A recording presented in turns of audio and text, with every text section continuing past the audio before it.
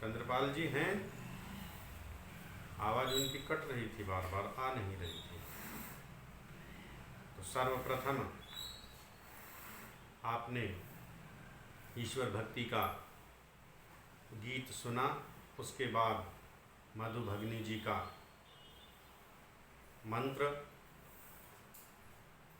उसका भावार्थ अर्थ, भरत जी का भी धन्यवाद, उन्होंने संध्या की व्याख्या की, और अवनीश जी का बहुत बहुत धन्यवाद मंत्र पाठ कराने के लिए, संध्या कराने के लिए। अब हम दूसरे यज्ञ की ओर बढ़ते हैं।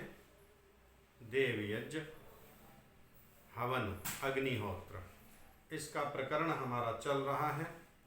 आचमन मंत्र और अंग स्पर्श के मंत्रों का हमने भावार्थ समझा। आज जो तीसरा मंत्र चलेगा अगन्याधान के मंत्रों का।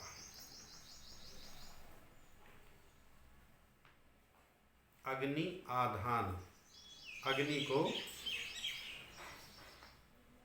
प्रज्वलित करना। दीपक जलाते हैं, अग्नि के पूर्व दीपक जलाते हैं, और दीपक जलाने का मंत्र है ओम भूर्भुवः स्वाहा। गायत्री मंत्र में ये महाव्याहृतियाँ आई हुई हैं, उनको सबने पढ़ा ही है, सबने जाना ही है, इनके अर्थ को भी जाना है। ओम परम पिता परमात्मा का अपना निज नाम है। इसी एक ओम नाम से परमेश्वर के समस्त नामों का ग्रहण होता है। ओम अर्थात सच्चिदानंद स्वरूप, सर्वरक्षक, सर्वव्यापक, न्यायकारी, दयालु, अनंत, अजन्मा, निर्विकार, अनादि, अनुपम, जितने भी परमेश्वर के नाम हैं वो सब इस ओम के नाम से ग्रहण हो जाते हैं। अब जो भूः प्राण स्वरूप, वह परमेश्वर कैसा है? प्राण स्वरूप है, सबको प्राण प्रदान करने वाला है, सबके प्राणों का आधार है, सबके प्राणों की रक्षा करने वाला है। और भुवः दुख विनाशक है, सबके दुखों को दूर करने वाला है, वह भुवः स्वरूप है। और स्वः स्वरूप है, अर्थात सबको सुख प्रदान करने वाला है, सबको आनंद प्रदान करने वाला है। अब इनको कहते हैं ओम भूर्भुवः स्वः। भुवः स्वः, ये भू भुवः स्वः तीनों महाव्याहृतियाँ कहलाती हैं। महाव्याहृतियाँ कहते हैं जिनके विभिन्न प्रकार के अर्थ होते हैं, जिनके विशिष्ट प्रकार के अर्थ होते हैं। अभी तो एक प्रकार का अर्थ हमने इसमें जाना, प्राण स्वरूप, दुख विनाशक, सुख स्वरूप। इसके और भी कई प्रकार के अर्थ होते हैं, इसीलिए इनका नाम महाव्याहृति है। तैत्तिरीय उपनिषद में इनके विशेष व्याख्या की गई है, इन महाव्याहृतियों की। संक्षेप में उसे भी हम समझने का प्रयास करेंगे। भूरिति अग्निः, भुवः इति वायुः, स्वः इति आदित्यः। यह तैत्तिरीय उपनिषद में इनकी व्याख्या दी इस प्रकार। भूः इति अर्थात भू जो यहाँ पर हमने उच्चारण किया वह अग्नि के लिए है, वह अग्नि स्वरूप है। वह परमेश्वर कैसा है? अग्नि स्वरूप है। भुवः इति वायु, वह परमेश्वर कैसा है? वायु के समान है, और वायु भी परमेश्वर का नाम है, अग्नि भी परमेश्वर का नाम है। स्वः इति आदित्यः, स्वः आदित्य है, आदित्य भी परमेश्वर का ही नाम है। दूसरा अर्थ लेते हैं भूरिति वारिचः। जो भूः यहाँ पर शब्द आया है वह ऋग्वेद के समान है, ऋग्वेद के लिए प्रयोग किया गया है। भुवः इति समानिः, भुवः शब्द सामवेद के लिए प्रयोग किया गया है। स्वरीति यजुंषिः, और जो यह स्वः शब्द है यह यजुर्वेद के लिए प्रयोग किया गया है, इससे यजुर्वेद का ग्रहण होता है। फिर कहते हैं भूरिति वै प्राणः। भू शब्द जो है वो प्राण के लिए है, प्राण स्वरूप। अब प्राण कौन सा होता है? जो हम, और पूरा देख लेते हैं एक बार, भुवः इति अपानः, भुवः शब्द अपान वायु के लिए आया है, और स्वर इति व्यानः, यह व्यान वायु के लिए आया है। जो प्राण के विभाग होते हैं हमारे 10 प्राण हैं, 5 मुख्य प्राण और 5 उप प्राण, और इन मुख्य प्राणों में सर्वप्रथम प्राण, भू प्राण स्वरूप, प्राण कहते हैं जो अंदर स्थित है, इसको प्राण कहते हैं। सर्वप्रथम जब बच्चा माता के गर्भ से बाहर आता है तो वह हम कहते हैं कि प्राण लेता है। प्राण लेता नहीं है, वह अपान वायु को अंदर लेता है। अंदर जो बाहर से जो अंदर हम श्वास लेते हैं यह अपान वायु, और अंदर से जो बाहर निकलता है उसको कहते हैं हम प्राण वायु। अर्थात जब प्राण ही निकल गया तो व्यक्ति का देहांत हो जाता है। यदि शरीर के अंदर प्राण रहेगा तभी तक व्यक्ति जीवित रहेगा, तभी तक सारी क्रियाएं प्रतिक्रियाएं होती रहेंगी। और वह परमेश्वर कैसा है? प्राण स्वरूप है। परमेश्वर हमारे शरीर में स्थित है, हमारे हृदय में स्थित है। उसको हम उत्बुद्धस्व अच्छी प्रकार जागृत करते हैं। उसी से हम प्रार्थना कर रहे थे संध्या के मंत्रों में। भरत जी बता रहे थे ओम प्रतिष्ठतः, हे ओम स्वरूप परमेश्वर आप मेरे हृदय में प्रतिष्ठित हो जाओ। वह तो प्रतिष्ठित है पूर्व में ही, हमारे हृदय में परमेश्वर हर समय प्रतिष्ठित है। प्रतिष्ठित फिर प्रार्थना क्यों की? प्रतिष्ठित का प्रार्थना का अर्थ है कि हम उसे जान लें कि हमारे हृदय में कहाँ पर स्थित है, किस प्रकार स्थित है, किस प्रकार कार्य कर रहा है। मधु भगनी जी ने मंत्र के माध्यम से बताया उत्बुद्धस्व, अच्छी प्रकार, उत कहते हैं अच्छी प्रकार, उत्बुद्धस्व जागृत होना, जानकारी होना, ज्ञान में आना, जान लेना, ये हमारे लिए है कि हम उस प्राण स्वरूप परमेश्वर को भले प्रकार जान लें। वह परमेश्वर कैसा है? भू स्वरूप है, प्राण स्वरूप है, और भुवः अपान स्वरूप है। अर्थात जो बाहर से अंदर आता है वायु, वह भी परमेश्वर का ही एक रूप है, वह परमेश्वर का ही स्वरूप है। और व्यान, व्यान जो हमारे पूरे शरीर में व्यापक रहता है, ये व्यान वायु है। और परमेश्वर भी हमारे पूरे शरीर में और इस पूरे ब्रह्मांड में व्यापक होने से उसका नाम व्यान है। इस प्रकार इन महाव्याहृतियों के हम अर्थ लेते हैं। भू जो शब्द आया है वह पृथ्वी लोक का भी प्रतिनिधित्व करता है, और भुवः स्वरूप जो अंतरिक्ष लोक का प्रतिनिधित्व करता है, और स्वः स्वरूप जो द्युलोक का प्रतिनिधित्व करता है। इस प्रकार उस परमेश्वर को जितना जितना भी इन महाव्याहृतियों के अर्थ हमने जाने और भी हम जान सकते हैं, ये सब परमेश्वर के ही नाम हैं। हमारे शरीर में, हमारे इस ब्रह्मांड में, पूरी सृष्टि में चहुं ओर परमेश्वर विद्यमान है। उसी परमेश्वर का हम स्मरण करके, उसी परमेश्वर का हम ध्यान करके दीपक जलाते हैं। ये दीपक जलाने का मंत्र है ओम भूर्भुवः स्वः। इस मंत्र के बाद हम दीप प्रज्वलित करते हैं। अगला अब मंत्र आता है। अब जो हमने दीपक जलाया है उसी दीपक से हम चम्मच में कपूर रख के, कपूर को दीपक से जला करके और अग्नि कुंड के मध्य में स्थापित करते हैं। इसका मंत्र देखिए ओम भूर्भुवः स्वाहा द्यौरिव भूम्नाः पृथिवीव वरिम्णा तस्यास्ते पृथिवी देवयजनि पृष्ठेऽग्निमन्नादमन्नाद्यायादधे। इस मंत्र के बाद अग्नि को यज्ञ कुंड के मध्य में हम स्थापित करते हैं। अब इस मंत्र का अर्थ हम देखते हैं।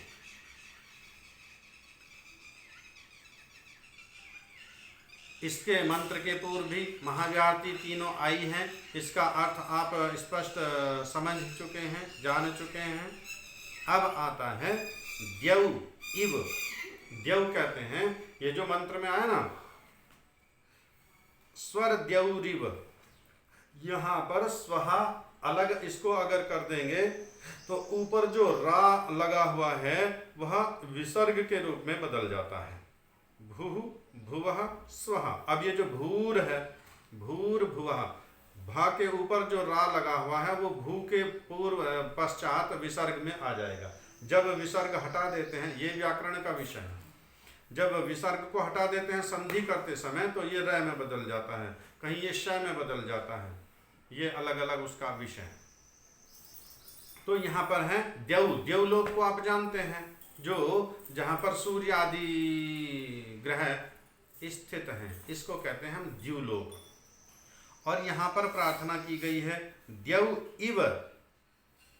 इव कहते हैं समान, उपमा देने के लिए, तुलना करने के लिए। इव भूम्नः। भूम्ना कहते हैं विभिन्न प्रकार के आभूषणों से, रत्नों से, गुणों से, ऐश्वर्यों से संपन्न हो जाना। उस परमेश्वर से हमने प्रार्थना की जो भू स्वरूप है, जो भुआ स्वरूप है, जो स्वः स्वरूप है। उस ईश्वर से हम प्रार्थना कर रहे हैं जिस प्रकार यह द्युलोक विशिष्ट प्रकार के नक्षत्रों से, विशेष प्रकार के नक्षत्रों से परिपूर्ण है, हम भी उसी प्रकार अनेक रत्नों से, अनेक आभूषणों से, अनेक विद्याओं से, अनेक ऐश्वर्यों से, अनेक गुणों से संपन्न होना चाहते हैं। हम यज्ञ क्यों कर रहे हैं? विभिन्न प्रकार के ऐश्वर्यों को प्राप्त करने के लिए। कैसे कैसे ऐश्वर्य? जिस प्रकार ये द्युलोक विभिन्न प्रकार के ग्रहों से, नक्षत्रों से युक्त है, हम सांसारिक मनुष्य भी द्युलोक के समान विभिन्न प्रकार के गुणों से, विभिन्न प्रकार के ऐश्वर्यों से, विभिन्न प्रकार की संपदाओं से, विभिन्न प्रकार की विद्याओं से, विभिन्न प्रकार के ज्ञान विज्ञान से युक्त होना चाहते हैं। ये परमेश्वर से हमने प्रार्थना की, हे परमेश्वर हमें भी द्युलोक के समान विभिन्न गुणों से सुभूषित करो, विभिन्न प्रकार की विद्याओं से सुभूषित करो, विभिन्न प्रकार के ऐश्वर्यों से सुशोभित करो, विभिन्न प्रकार के गुणों से हमें संपन्न करो। इस प्रकार पृथ्वी द्युलोक के समान हम भी अनेक गुणों से, अनेक ऐश्वर्यों से युक्त होना चाहते हैं। अब द्युलोक का सूर्य है, सूर्य समस्त पृथ्वी को प्रकाशित करता है। जब सूर्य आता है प्रत्येक वस्तु हमें स्पष्ट दिखाई देने लगती है, और सूर्य समस्त ब्रह्मांड को चमकाने वाला है, प्रकाशित करने वाला है। और द्युलोक के समान मैं भी उसी गुणों को धारण करना चाहता हूँ। मेरे पास यदि कुछ विद्या है तो उसका गुण प्रकाशित तो हो, उसका किसी को लाभ तो हो। मेरे पास यदि धन है तो उस धन का किसी को लाभ तो हो, राष्ट्र समाज को उसका लाभ तो हो, वेद विद्या के प्रचार का उसका लाभ तो हो। मेरे पास पद प्रतिष्ठा बहुत बड़ी है तो मेरे पद का, मेरे प्रतिष्ठा का इस समाज राष्ट्र को लाभ तो हो। जो वंचित हैं, जो शोषित हैं, जो पीड़ित हैं, उनकी मैं रक्षा कर पाऊँ अपने धन के द्वारा, अपनी बुद्धि के द्वारा, अपने पद प्रतिष्ठा के द्वारा। ऐसे गुणों से मैं सुभूषित होना चाहता हूँ। हे परमेश्वर आप मुझे इसी प्रकार का भूषण प्रदान कीजिए, इस प्रकार का सामर्थ्य प्रदान कीजिए कि मैं द्युलोक के समान सर्वोच्च होकर, सूर्य सर्वोच्च स्थान पर है इसीलिए सबको प्रकाशित करता है, मैं भी सर्वोच्च स्थान प्राप्त करूं और मैं प्राणी मात्र का हितकारी बनूं। भूम्नः, भूम्ना कहते हैं व्यापक रूप से गुणयुक्त बनना, विभूनः विशेष रूप से सुभूषित होना। एक विद्या है हमारे पास में, सामान्य विद्या है, ये तो सभी जानते हैं इतनी विद्या तो। एक मेरे पास विशिष्ट विद्या है, इस विशिष्ट विद्या को बहुत कम लोग जानते हैं, तो मेरे पास ये विशेष विद्या हो गई। लेकिन ये विशेष विद्या ईश्वर ने मुझे प्रदान की तो किस लिए? समाज राष्ट्र का उपकार करने के लिए, प्राणी मात्र का हित करने के लिए। जैसे सूरज के पास में सर्वोच्च प्रकाश है, सर्वोच्च उष्णता है, सर्वोच्च ऊष्मा है, तो संसार का लाभ मिलता है। जो जो लोग जानते हैं उसका लाभ ले पा रहे हैं, जब तक लोग नहीं समझे थे तब उसका लाभ नहीं ले पाते थे। आज संसार भर के वैज्ञानिक सोलर ऊर्जा का उपयोग कर रहे हैं, और यदि वह उस सूर्य के पास में उतनी ऊष्मा ही ना हो, उसके पास में वो विशेष गुण ही ना हो, दूसरे उसका लाभ किस प्रकार ले पाएंगे। मैं उन विशेष गुणों से विभूषित होना चाहता हूँ और उस गुणों से विभूषित होकर इस संसार का उपकार करना चाहता हूँ। सो हे परमेश्वर, मुझे द्युलोक के समान, सूर्यलोक के समान, सूर्य के समान विशेष गुणों से आभूषित कीजिए। ये हम परमेश्वर से प्रार्थना कर रहे हैं। ये भाव हुआ विभूना कहा।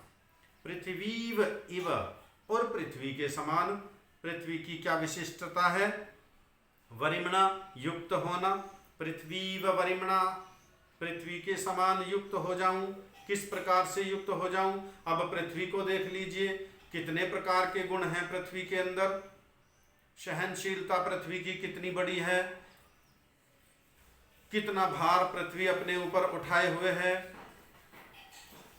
कितने वृक्ष, अन्न, औषधियां, वनस्पतियां सब पृथ्वी से उत्पन्न होती हैं।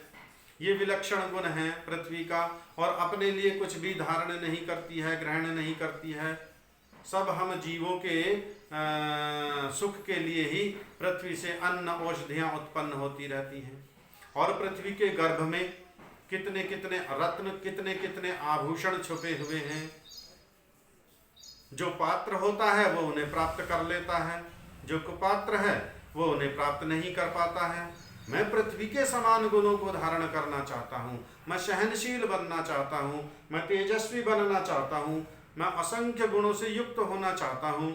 जिस प्रकार पृथ्वी के गर्भ में अनेक प्रकार के रत्न, आभूषण, हीरा, पन्ना, मोती, जवाहरात, खनिज पदार्थ कितने हैं, वो सब पृथ्वी के गर्भ में समाहित हैं। मैं भी अपने गर्भ में, मैं भी अपने अंतर मन में इसी प्रकार विभिन्न गुणों को धारण करना चाहता हूँ। मुझे भी ऐसे असंख्य अनेक गुण प्रदान कीजिए कि मैं भी पृथ्वी के समान अनेक गुणों को धारण करने वाला बन जाऊं। अग्निम, तेज से, बल से, गुणों से प्रकाशित होना। अन्नादम, यवादि सब अन्नों को खाने वाली। ये जो अग्नि होती है जिसे हम प्रदीप्त कर रहे हैं, तो ये अग्नि किस प्रकार की है? अग्नि में जो भी पदार्थ डालते हैं सभी को खा जाती है, सभी को भस्म कर देती है। और अन्नादाय, अन्नादि पदार्थों की प्राप्ति के लिए, और अग्नि के बिना अन्नादि पदार्थ भी प्राप्त नहीं होते। ऊष्मा से ही, गर्मी से ही, ताप से ही अन्न, औषधियां सब उत्पन्न होती हैं। इसलिए मैं भी ऐसा ही बनना चाहता हूँ। मैं भी पृथ्वी के समान विशेष गुणों वाला बनना चाहता हूँ। मेरे अंदर भी विद्या हो, बल हो, बुद्धि हो, अनेक गुण हो। सूर्य के समान मैं भी संसार में अपने ज्ञान का प्रकाश करना चाहता हूँ। जितने भी हमारे महापुरुष महर्षि रहे, उन सबके ज्ञान के प्रकाश को ही हम आज तक प्राप्त कर रहे हैं। उन्हीं के ज्ञान के प्रकाश से हम इन वैदिक सिद्धांतों को सीख कर, जानकर आगे बढ़ रहे हैं। और सबसे बड़ा वह परमपिता परमात्मा, जो सृष्टि के प्रारंभ में जिसने यह वेद ज्ञान हम सबको प्रदान किया, उसके वेद ज्ञान के द्वारा ही हम आज उस विद्या को सीख कर, उस विद्या को जानकर, उन सिद्धांतों को जानकर हम आगे बढ़ रहे हैं। लगभग 200 करोड़ वर्षों से वह परमपिता परमात्मा अपने वेद ज्ञान के द्वारा इस समस्त ब्रह्मांड का पालन पोषण कर रहा है, सृष्टि का निर्माण कर रहा है। और जो जो व्यक्ति उस ज्ञान को प्राप्त कर रहे हैं वो सूर्य के समान प्रकाशित हो रहे हैं। दयानंद सूर्य के समान हैं, कपिल कणाद सूर्य के समान हैं, वशिष्ठ, वाल्मीकि, विश्वामित्र सूर्य के समान हैं। उन्होंने असंख्य गुणों को धारण किया।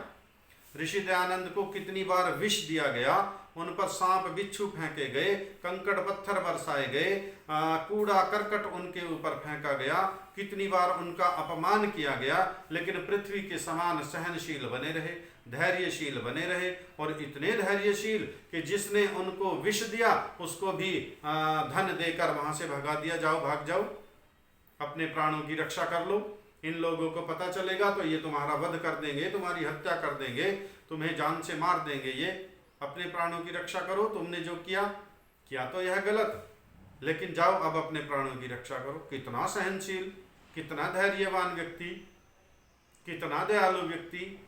हम छोटी सी बात पर कुपित हो जाते हैं, उग्र हो जाते हैं, लड़ने मरने के लिए तैयार हो जाते हैं।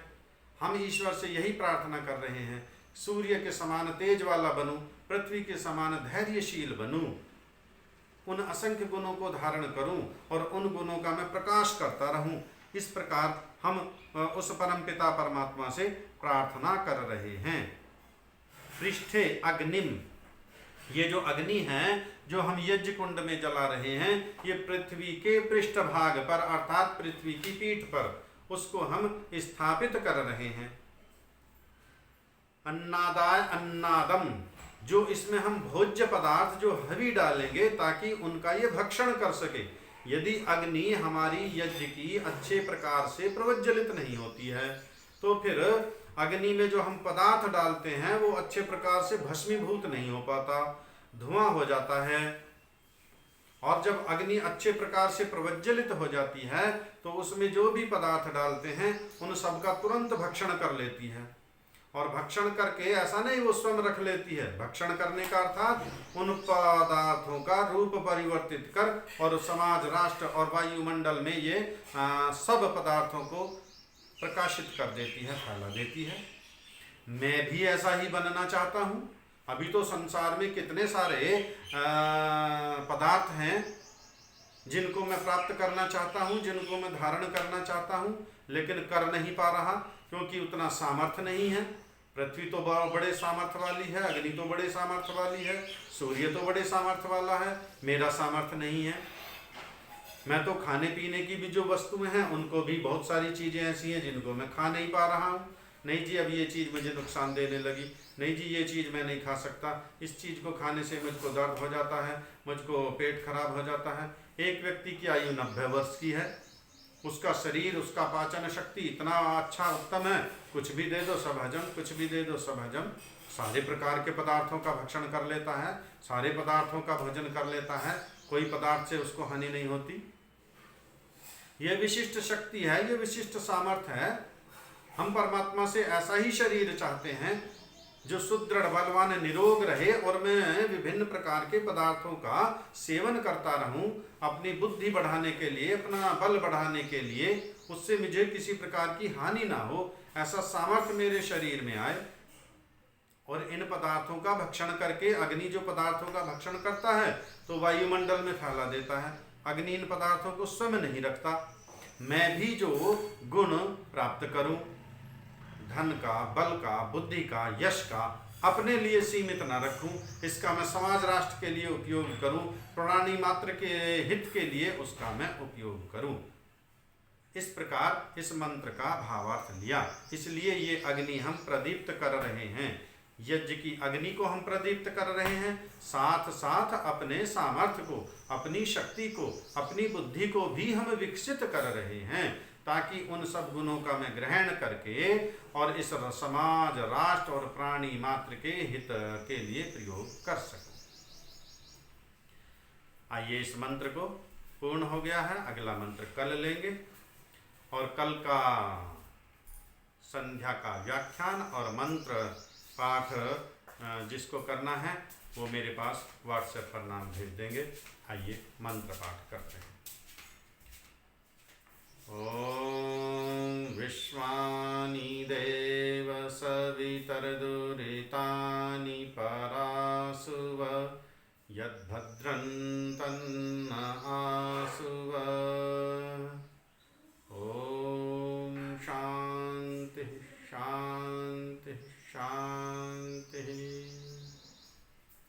सभी को नमस्ते जी, नमस्ते जी, नमस्ते जी। हाँ जी,